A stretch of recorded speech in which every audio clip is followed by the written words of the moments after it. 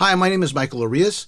Welcome and thank you for watching the first video of my new YouTube channel called CalTrack Dad. Basically what I'm about is looking at the journey and adventures of my oldest son, Aiden, who is a D1 track athlete at UC Berkeley, but more from a parent's perspective. Now, I know all of you out there are loud and proud like I am about my kids. Am I right? All right. Well, so please bear with me a bit while I give some background about my son, how he was accepted to UC Berkeley, and how he was a walk-on in the Cal track team. My son didn't really start running track until middle school. He was really more interested in hanging out and playing video games with his friends, like most elementary school kids his age. Then one of his friends actually signed up for the flag football. Of course, he also wanted to try out for flag football as well. He ended up actually doing really well and was soon on an elite flag football travel team.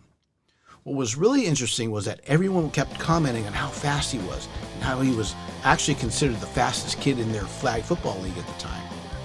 It was an offhanded comment from one of the coaches who mentioned to my son, his mom, my wife, that he should also run track. His elementary school didn't have a track team, so the next year when he started middle school, he joined their track team. From there, he did really well and would sometimes just dominate his races. His middle school track coach, shout out to Coach Dudley, was a really great influence on him and suggested he join a track club. Now, even though I ran track in high school, my wife and I were not familiar with youth track clubs at all. As we started researching and exploring the world of youth track clubs, we had no idea the wide choice of track clubs and resources that were available. It was mind-blowing and very overwhelming, to say the least. Some track clubs were nice. Some of the more elite ones barely give us the time of day. And then we came across one track club that was more than just a club, but a community. And they really welcomed us like we were family. And that was the Oakland PAL Track Club. My younger son still runs with them at the time of this recording. But if you're not familiar with PAL, or PAL, which stands for the Police Activities League, it was started as a way for the Oakland Police Department to become more involved and foster community throughout the city where we live. The Oakland PAL Track and Field Club was started and founded by Margaret Dixon, who is now a retired Oakland police officer.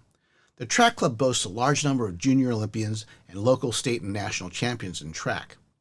Anyway, we signed up both of our sons for the Oakland Track Club, and they both love it. And my wife and I love the track club and the people in it as well. But it was a bit of an eye-opener for both my boys and us as well. They are both relatively very fast. They were now more in the middle of the pack when it comes to racing times, as everyone else was also very fast. Now, a little bit back to my older son, Aiden. He really started to thrive at middle school and club track meets, even running in the Junior Olympics. And then COVID hit, which of course threw everyone off during his last year of middle school, where the school district ended up canceling their track season. When he started high school, he joined the high school track team and again started doing really well, winning the league championship in the 100-meter dash and was part of the championship 4x400-meter relay team while he was a freshman. Then he went on to play high school tackle football in his sophomore year and made the team. At first, my wife was against it as she was worried he would get seriously injured, and she finally agreed to let him play. Of course, wouldn't you know it, during their first practice scrimmage against another school, on his first play that he got the ball, he got tackled from behind, which then injured his knee. After that first season of playing tackle football, he decided to focus on track as he didn't want to risk further football injuries. Unfortunately, injuries would plague him throughout high school and club track. During a couple of summers, we actually signed him up for a track camp at Stanford University, where he did catch the eye of the track coaching staff there at the time. Now, my son also had a 4.0 plus GPA, scored 1,500 plus on the SAT, which included a perfect 800 score on the math portion, and was taking lots of honors and advanced placement classes. Plus, was heavily involved in the community and extracurricular activities. So he did have a legitimate shot at Stanford. Again, unfortunately, ongoing injuries continued during his crucial junior year in high school, when he suffered a season-ending injury early in the track season. So he didn't have any current times to submit to any colleges during the peak track recruiting period, which meant he was kind of getting the brush off from some of the college coaches he was reaching out to. He was a bit disheartened by his injuries and didn't apply to Stanford, but he did apply and was eventually accepted by USC, the University of Washington, and of course UC Berkeley, among other schools. He was not accepted as a college athlete, but on academic merit. Now, during his senior year in high school, he went on personal campus visits to Washington, USC, where one of his cousins was also a student. He was leaning very hard on USC as he really liked the campus, and his cousin showed him around all the different LA hotspots. So he came away very impressed with USC and was very excited when he was accepted by both of these schools. Then he received his acceptance. I got into Cal. So to give you some background, I went to UC Berkeley. His maternal grandfather went to UC Berkeley and was a professor there. My wife's stepdad went to UC Berkeley and was in the Cal band. His uncle and one of his aunts went to UC Berkeley. My wife was accepted to UC Berkeley, but then she ended up going to UC Santa Cruz to follow her boyfriend at the time. But that's another story. Anyway, my son has been groomed since he was a baby to be a Cal fan. And even during his elementary school graduation, he decided that he declared that he wanted to go to UC Berkeley and study math. So when he received his acceptance letter to Cal, I was literally crying tears of joy as I was so happy for him when he called me while I was at work. Now that he was accepted to Cal, he was going to have to make a decision where he really wanted to go to college, as he did have multiple offers. He did know two things about where he wanted to attend. First, he knew he wanted to major in math, and second, he knew he wanted to run at the collegiate level. Now, out of all the D1 schools he was accepted to, USC had the best track program, and UC Berkeley had the best math department and academic reputation with a good track program as well. Since he didn't have any race times from his junior year because of his injuries, he wasn't recruited by any college track teams at all, which means he was going to have to try out as a walk-on no matter where he decided to go. But before we get into the tryout and walk-on process, let's touch a bit on the college track recruiting process in general. Basically, my wife and I had no idea what we were doing when it came to college athletic recruiting.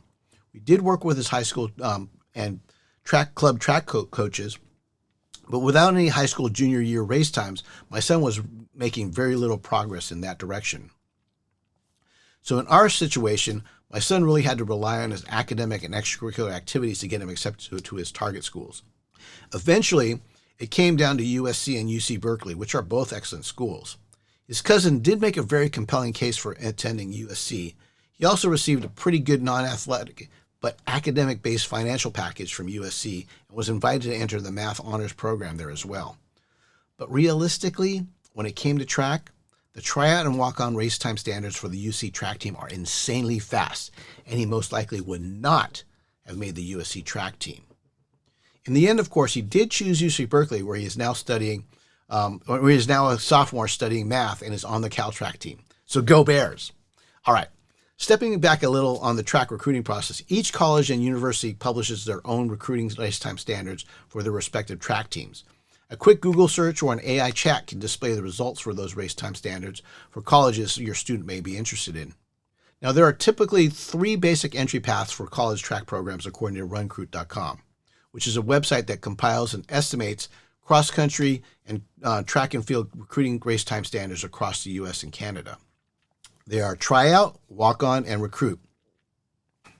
But from a narrow definition, tryout means you would first need to be accepted to the school, and then you can try out for the track team if you can meet certain race time standards.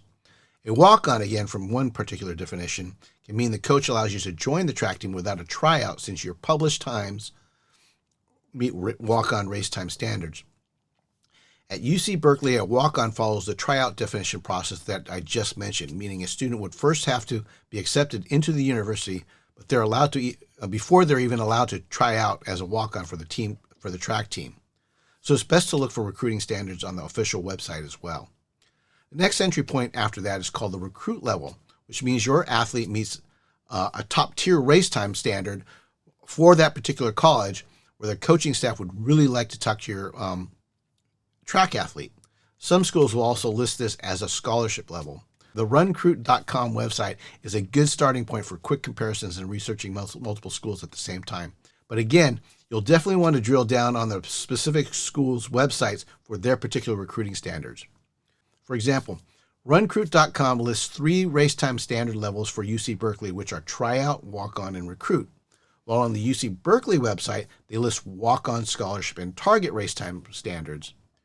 UC Berkeley doesn't list a tryout time standard, plus the walk-on and scholarship times on the Cal website are currently slightly faster than what are listed on the Runcruit.com website as well. So my son met the walk-on race time standard in the 100-meter dash and was given the opportunity to practice and try out for the Cal track team. Now, because of team roster limits, which can vary from school to school and from conference to conference, just because your athlete can meet those race time standards doesn't mean they'll still make the track team. There are other factors that the coaching staff look at, such as for which events they need to fill, incoming students, transfer recruits, coachability, performance potential, team fit, and so on. Of course, to make a long story short, my son did well enough during his race time trials, and the coaches did see some good performance potential in him that he was accepted onto the Cal track team. So what does it mean for you as a parent of a college or a college-bound track athlete? Start by researching the race time standards for your track athlete's schools of interest.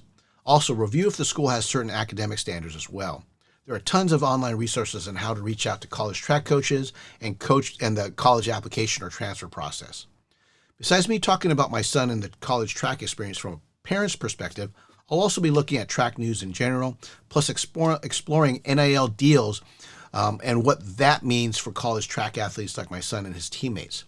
If you're not familiar with NIL, it stands for name, image, and likeness.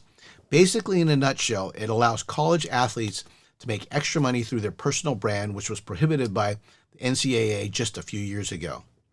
Now, I'm still researching and learning as much as I can about NIL deals so I can help guide my son through the whole process and hope you'll join me throughout the NIL discovery journey as well.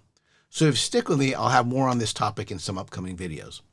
Now, if you learned something new and got some value out of this video, please consider liking and subscribing to my channel. Well, that's it for now. I'm Cal Track Dad. Thanks for watching, and go Bears!